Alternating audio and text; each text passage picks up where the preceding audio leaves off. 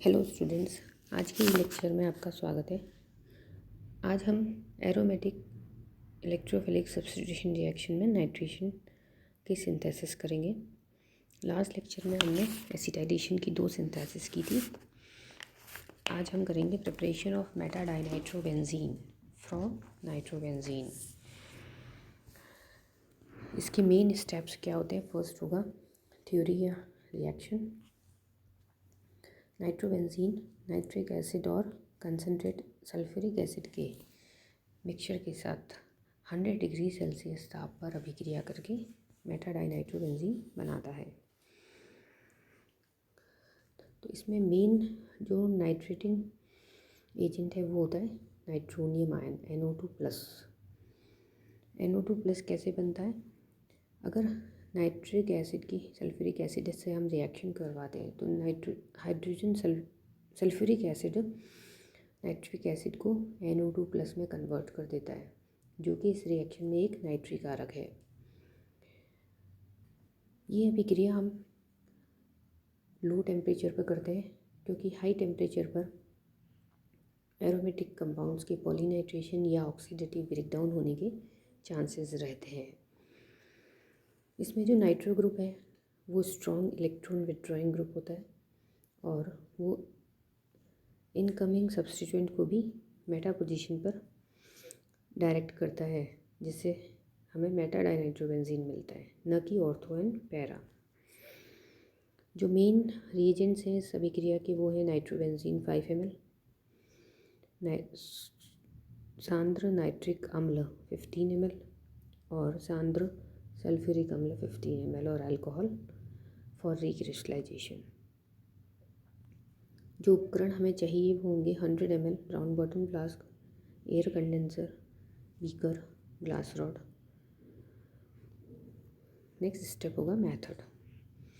अब इसमें हम सबसे पहले क्या करेंगे, 100 ml का साफ राउंड बॉटम फ्लास्क लेते हैं और उसमें 15 ml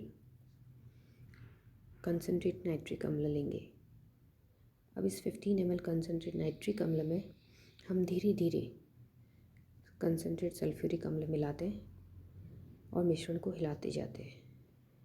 इन दोनों के आपस में मिलने से जो फ्लास्क है वो थोड़ा गर्म होने लगता है, तो उसे हम ठंडे जल में रख देंगे और उसे ठंडा करते रहते हैं, क्योंकि ये जो रिएक्शन दोनों की आपस में होती है उससे हीट इवॉल्व होती है और वो फ्लास्क गर्म हो जाता है।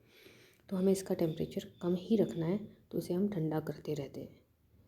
अब ये जो नाइट्रेटिंग मिक्सचर बन गया है, इसमें हम 5 ml नाइट्रोबेंजीन को धीरे धीरे फ्लास्क में हिलाते हुए डालते जाते हैं और अच्छे से हिला लेते हैं।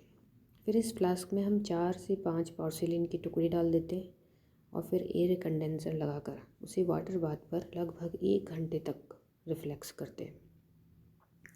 1 घंटे के पश्चात इस फ्लास्क को हम नीचे उतार कर थोड़ा ठंडा कर लेते हैं और एक दूसरा बीकर लेते हैं, जिसमें हम 250 ml के बीकर में हम क्या करेंगे, 100 ml के आसपास आइस के टुकड़े और पानी मिला कर लेते हैं, मिक्सचर लेते हैं उनका, और उसके अंदर ये जो फ्लास्क का मिश्रण है वो हम धीरे धीरे रॉड की सहायता से डालते जाते हैं और हिलाते रहते हैं।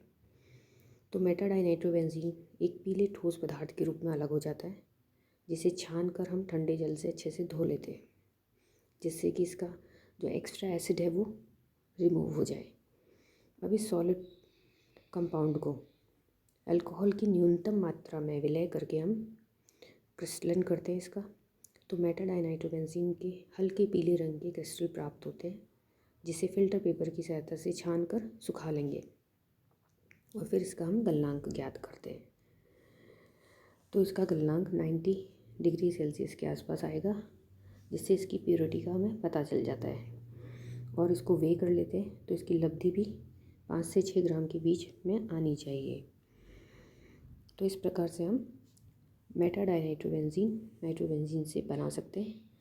ये पूरा प्रैक्टिकल आपको रिकॉर्ड में लिखना है इसी प्रकार से। सबसे पहले आप ऑब्जेक्ट लिखेंगे, उसके बाद उसकी मेन रिएक्शन और थ्योरी लिखेंगे, फिर आवश्यक रिएजेंट लिखेंगे, फिर उपकरण, और उसके बाद नेक्स्ट लिखेंगे आप मेथड, और उसके बाद रिज़ल्ट में आप लिखेंगे उसकी लब्धि और गलनांक। ठीक। ठीक है, नेक्स्ट लेक्चर में हम नेक्स्ट सिंथेसिस करेंगे। Thank you.